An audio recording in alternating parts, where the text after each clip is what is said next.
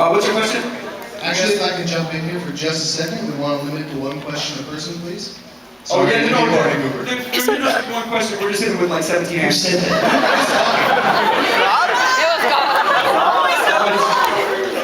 It's Steeler from G.I. Joe back there. There's like 9 Joe fans in the audience. They're like, I love that guy. I agree, but the rise of Cobra might not. You guys mentioned Voltron earlier. That made me remember like, the reason why I fell in love with Robot Chicken was watching Voltron get served on a spaceship.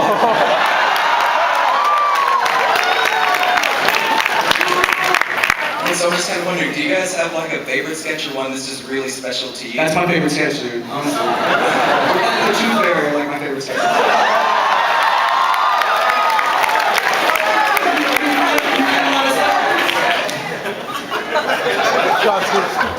We've had a lot of cool ideas, and I thought they've all been really well executed. But I love the Voltron sketch. It's just like the purest, in my opinion, what our show is. And the Tooth Fairy is like the darkest variation.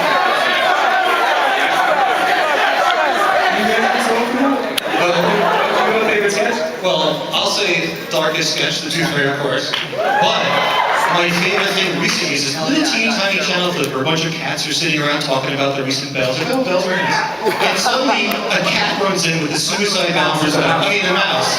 Starts screaming, everybody's screaming, explodes. I thought that was a very deep commentary about what's going on. And I don't really see a lot of love for it in the blogs, but that's my favorite. Actually, my favorite is one from this season. It's La Wrath de Khan, the opera.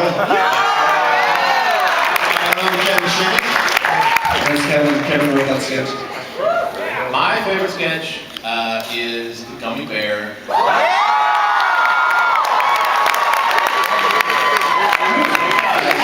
What's so bizarre is Michelle Trachtenberg did the voice of that Gummy Bear, and we cast her because she has an unbelievable horror movie scream. Like, no joke, 12 seconds, 15 seconds, never loses intensity. Like, it's amazing. So we wanted that scream, so we cast her in that thing. And then impossibly, that sketch has been Really taken off. I love this sketch just because it sort of encapsulates the show for me. It's something cute that meets with a hard, violent reality.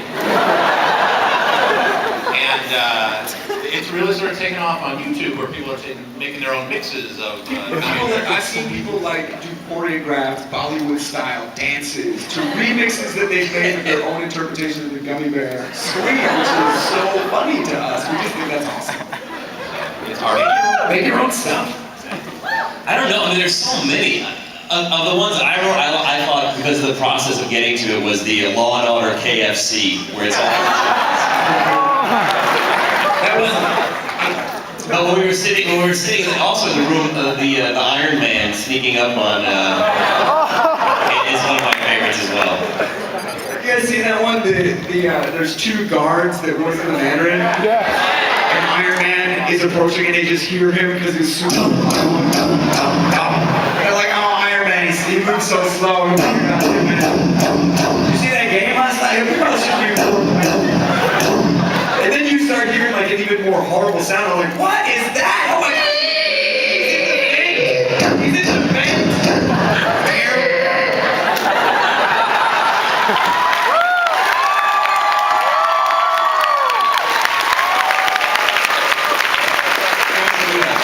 Since Matt isn't here, I'll say one-sided fist fights for Matt, because that's his fucking But is the Watchmen sketch here yet? Is the Watchmen sketch? The Watchmen. Has that aired yet? The Watchmen sketch? Second half of season 4.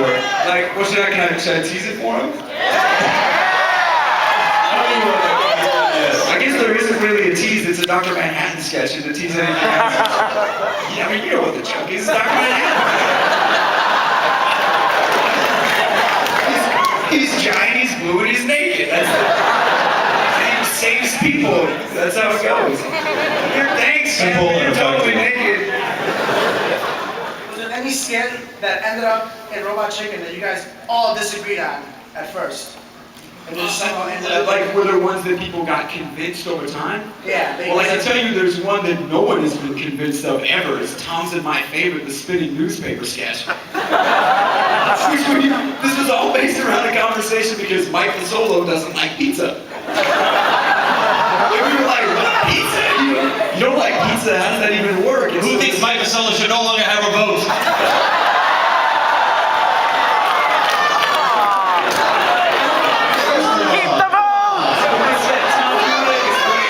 Tom, do you want to explain this spinning newspaper sketch? So this sketch was real simple. It was just a bunch of friends sitting around and they discover that a guy, I'll call him Mike, doesn't like pizza. And we cut to a spinning newspaper that says "World's Only Pizza Hater Found." And from then it turns into a series of spinning newspapers as this sort of escalates. As the story unfolds amongst the public. Yeah. The world's only pizza hater, like, chased down by mob. World's only pizza hater, hanged and burned. Effigy now realized to just be confused homeless person. America turns its attention to most recent missing blonde girl. And then there's a byline that says, You're beginning to see what has never made it to the air. and then there was some aspect of it that was pizza hater zombie services. But the whole thing was, this sketch is less than 25 seconds long, and McKay cut the whole thing together with just cut out pictures of Mike leaning in.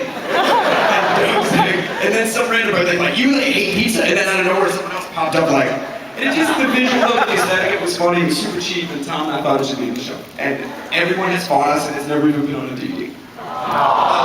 But to also answer your question, yes, sometimes there are sketches that are dead on pitch. Like someone once said, what if just the show Alias, but instead of a hot chick, it's a killer whale? And we would call it Whales. And everyone's like, I really don't think so. And then Seth is like, wait, it would sound just like this. No, I said you gotta dress her up in the dress. And dude, because every time you watch Alias, Jennifer Garner shows up in some room, and everyone in the room is going, like she's.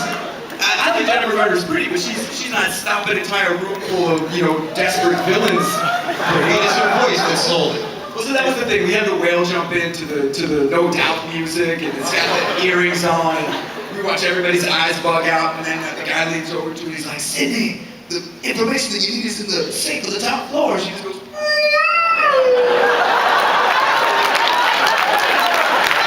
So that sketch went from a total no to a, oh my god, that's awesome. and then we knew we were going to get the Free Willy moment at the end of it. It's like, sometimes it just goes together. And, I mean, we never talked anybody into doing something, and we haven't had anybody change their mind after the fact, if that's what you mean. Yeah. Everybody who comes in is super game. Like, we had the whole group of kids from Saved by the Bell come in, and they were all super fun and really sharp as hell, and all did multiple sketches besides that sketch. And we really don't get a lot of resistant Because we performers. pay the absolute minimum. You really have to want to be there. Nobody's coming in because it's just another gig that they gotta grind out. We got Mark Hamill to do the Joker voice.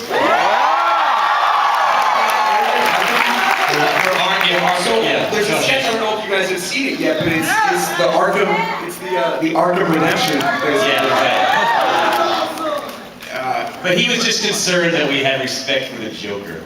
And we were like, Of course, we love the Joker. Yeah. He was like, I don't know about the Joker shitting his guts out. And then we were like, but he shits on